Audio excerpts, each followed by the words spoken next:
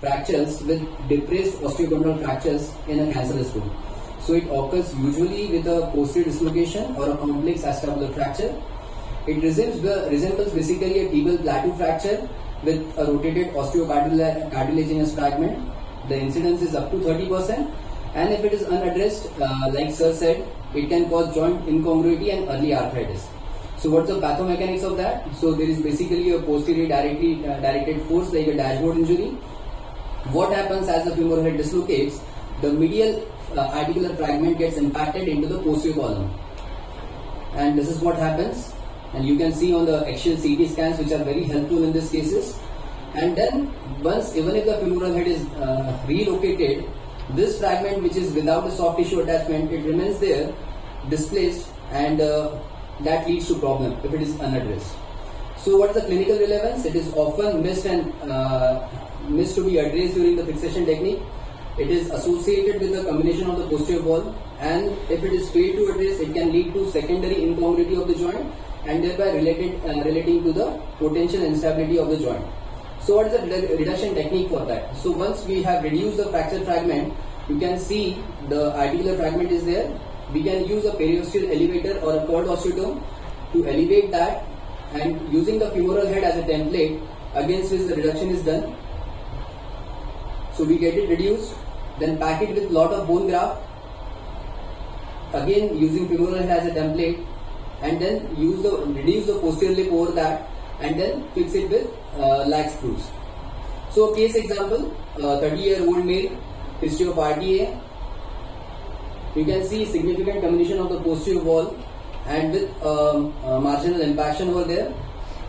The axial CT scans will be very helpful in defining the injury to you and how to plan your procedure. So these are some intraoperative pictures. And this is not running.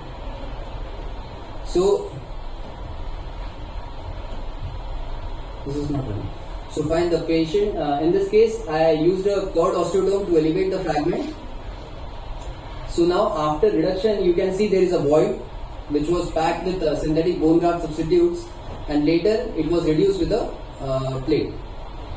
So these are the intraoperative images of the same patient, the obturator and the iliac view showing good reduction, and these are the post-operative X-rays of the same patient.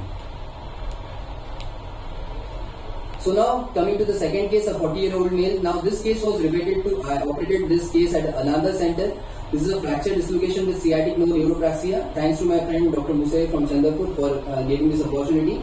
This was in May 2022. A significantly comminuted posterior wall fracture. Like Puneet sir said, doomed for failure. There was significant comminution with multiple pieces of the posterior wall, and the axial scan showing the marginal impaction. So in this case, I used the lost KY techniques. I elevated the posterior wall, the marginal impaction. I used lost KYs. I reduced it. I did a trochanteric osteotome in this case to approach the fracture fragments. I used 2 screen plates along with that, and then a neutralization plate. So now this patient, he didn't come for follow-up, but he didn't suddenly send his images to me. He was walking nicely with good range of ROM, was able to resume his daily activities, and this is what.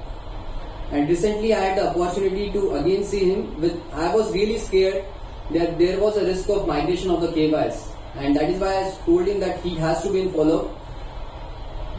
So this is a recent follow-up of 30 months. Thankfully the femoral head is looking good, and there are no signs of avascular necrosis. There are no signs of arthritis of the hip joint. And this is a recent follow-up at 30 months. The patient is a manual laborer. He is able to pick up like 60 kgs of weight. He is able to lift. He is able to do all the activities and good range of motion. So key takeaways from this talk will be that monitor marginal impaction fractures properly. Axial scans are very important. Bone graft elevation and filling the graft are essential to prevent delayed collapse, incongruity and instability. Discuss the potential for poor prognosis and the need for THR, and it has to be kept ready on table. And favorable outcome can be achieved if it is properly managed. These are my references, and thank you for your kind attention. Thank you so much. for the last talk, I would like to call